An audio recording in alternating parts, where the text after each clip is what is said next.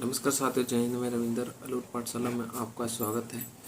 देखिए, आज हम बात करेंगे राजस्थान के अंदर। आपने थंबनेल पर तो पढ़ ही लिया होगा कि जो भी संविदा कर्मी वाले हैं, अब इनके लिए कुछ बातें अब कही जा रही है। कुछ इन अब आस लगा कर ये बैठे हैं, क्योंकि राजस्थान के अंदर जैसे भजन लाल जी की सरकार आई है, तो अब यहाँ पर कुछ होने की संभावना है कि इनकी बातों को सुना जाए। अब हर एक बात पर हम इसके अंदर चर्चा करने वाले हैं कि संविदा कर्मी वालों के लिए क्या लाभ मिलने वाले हैं, क्या नहीं। लेकिन उससे बड़ी एक मुसीबत तो यह है कि परमानेंट होने से पहले आपका एक पेपर इसके अंदर लागू किया जा रहा है।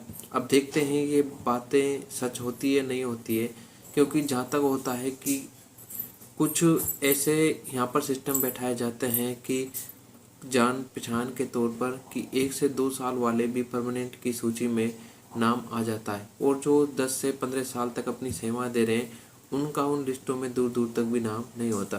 तो इसलिए गवर्नमेंट ने चाहा है कि बीच के कामों को छोड़कर यहाँ पर एक छोटी सी पात्रता परीक्षा इनकी ली जाए, जिसके कारण इनका अनुभव सर्टिफिकेट वहाँ पर काम आए, और अनुभव के आधार पर ही वो पेपर ऐसा बनाया जाएगा जिससे कि उनको अनुभव हो कि 9 साल 10 साल 15 वर्ष जो भी उनके एक्सपीरियंस के आधार पर वो पेपर अपना दे सके।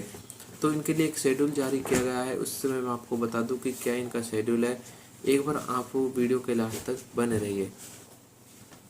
देखिए, संविदा कर्मियों के लिए एक बड़ी खबर है। परमानेंट के लिए देनी होगी परीक्षा, और इसके अंदर 50% से अधिक जो अंक है वे लाने होंगे। अब देखिए, राजस्थान के जो संविदा कर्मचारियों को नियमितीकरण को लेकर राज्य सरकार ने एक बहुत बड़ा फैसला लिया है, और राजस्थान प्रदेश में संविदा कर्मचारियों को अब नियमितीकरण के लिए लिखित परीक्षा देनी ही होगी, जिसमें देखो 50% से अधिक लाने पर ही संविदा कर्मियों को नियुक्ति दी जाएगी, वो भी परमानेंट को लेकर। सामान्य प्रशासन विभाग की ओर से तैयार किए गए नियमों के अनुसार सभी विभाग अपने तृतीय श्रेणी के पदों में से इस प्रक्रिया का पालन करना ही करना है, तभी आपका इस पेपर के बाद कुछ होने वाला है। अब नए नियमों के मुताबिक अगर हम बात करें तो नए नियम ऐसे बनाए गए हैं, जैसे कि एक नियम और आपका लागू किया गया था Rajasthan contractual hiring to post rule 2022 के तहत, कि राजस्थान के अंदर सभी संविदा कर्मचारी जो हैं, जो भी अपनी सेवा 9 वर्ष या 15 वर्ष से अधिक दे रहे हैं, वो सभी के सभी नियमित होंगे, परमानेंट होंगे। अब ये जैसे ही नियम लागू किया गया है, तो नए नियमों के मुताबिक सीधी भर्ती में संविदा भर्तियों के लिए 20% पद आरक्षित होंगे। इसके साथ ही एससी और एसटी उम्मीदवारों को 10% तक की छूट भी दी जाएगी। उन्हें नियमितीकरण के लिए सिर्फ 40% अंक ही लाने होंगे। बताया जा रहा है कि अगर संविदा कर्मचारी में पूरे पद में अगर 50% अंक लाने पर संविदा कर्मियों से नहीं भरे जा सकेंगे, तो बाकी बचे यानी कि 50% में कम अंक वालों को नहीं मिलेंगे। यानी कि इन्होंने ये फिक्स कर दिया गया है कि 50% अंक लाने वाले को ही क्या मिलेगा, यहाँ पर नियुक्ति मिलेगी। देखिए, यहाँ पर इसी जानकारी के मुताबिक अगर बात करें तो तृतीय श्रेणी के पदों में जो संविदा कर्मचारी है, इनको नियुक्ति के लिए पेपर तो लिया ही जाएगा, लेकिन जो 3 घंटे का समय यहाँ पर दिया जाएगा। अब 3 घंटे के समय के साथ ही आपका जो अंकों का पेपर होगा वो 300 अंकों का ही पेपर होगा, और जिसमें संविदा कर्मियों को नियमितीकरण के लिए कितने अंक लाने हैं, 150 अंक लाने 300 में से, यानी कि 50% अंक आपको लाना अनिवार्य है, तभी आपकी नियुक्ति हो सकेगी। आपका नियमितीकरण की प्रक्रिया वहीं से शुरू होगी। उसके साथ ही नए नियमों के मुताबिक अगर बात करें तो नियमित पदों के लिए वरिष्ठता के आधार पर कर्मचारियों को निर्धारण नहीं होगा। यानी कि वरिष्ठता शब्द इसलिए यहाँ पर यूज किया गया है कि जो अपनी सेवाएं 15 से 20-25 साल तक दे रहे, यानी कि जो बुजुर्ग टाइप में है, थोड़े उम्र में थोड़े ज़्यादा हो गए, तो ऐसा नहीं होगा कि ये थोड़े उम्र में ज़्यादा हैं और इनको क्या किया जाए, नियमितीकरण किया जाए, क्योंकि नियम सभी के लिए एक समान बताया जा रहा है। देखिए, सभी के सभी जो राजस्थान के अंदर हैं, यानी कि 7 से 8 विभाग ऐसे हैं जो चिकित्सा में हैं, यानी कि टोटल मिलाकर 38 विभागों में कर्मचारियों की परीक्षा देकर 50% अंक लाने जरूरी हैं। उसके बाद देखिए, भजन लाल जी की सरकार है, और इसके बाद नेक्स्ट हम बात करें, इनका एक जो शेड्यूल जारी किया गया है वो किस प्रकार से है, मैं आपको एक बार बता देता हूँ।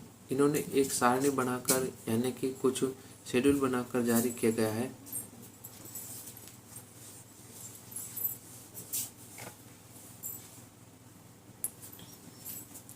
देखिए, सुप्रीम कोर्ट का बड़ा फैसला यह है कि जो यानी कि सितंबर से पहले नियमित आपके जो ये होंगे उनके लिए एक बहुत ही बड़ा लाभ मिलेगा और इनके लिए कुछ बातें भी रखी जाएंगी। अब उससे पहले हम थोड़े से शेड्यूल के बारे में बात कर लेते हैं। जो भी बातें हैं इसके ऑफिशियल वेबसाइट पर आप पढ़ सकते हैं। देखिए, आप किसी की बातों के बहकावे में बिल्कुल भी नहीं आए। अगर आपको लगता है कि ये न्यूज आपके लिए सही है तो आप किसकी ऑफिशियल वेबसाइट पर जाएं और वहाँ से ये सारा कुछ आप देख सकते हैं। जैसे कि करीब देखो 4 लाख संविदा कर्मियों का मानदेय बढ़ाएगा राज्य सरकार। अब वो किस प्रकार से, मैं आपको एक बार बता देता हूँ। देखिए, राज्य सरकार के जो विभिन्न विभागों में कार्यरत करीब 4 लाख संविदा कर्मचारियों को सरकार ने खुशखबरी दी है कि राज्य सरकार ने संविदा कर्मियों का मानदेय बढ़ाने के लिए तैयारियां शुरू कर दी गई है।